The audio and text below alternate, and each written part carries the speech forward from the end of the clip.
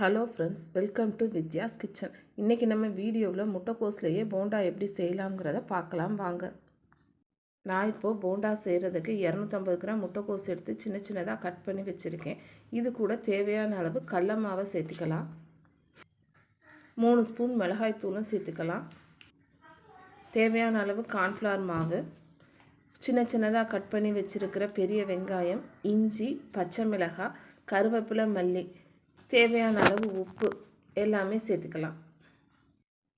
இப்போ இது எல்லாத்தையும் ஒன்றா மிக்ஸ் பண்ணி விட்டுறலாம். முட்டைக்கோஸ்லேயே தண்ணி விடுங்கிறனால நம்ம கொஞ்சமாக தண்ணி தெளித்து பிசைஞ்சாலே போதும். மாவை போண்டா பதத்துக்கு நல்லா பிசைஞ்சாச்சு. இப்போ ஒரு ஃப்ரை பேனில் எண்ணெயை நல்லா காய வச்சு அதில் சின்ன சின்ன பால்ஸாக இதை உருட்டி போட்டு விட்டுறலாம்.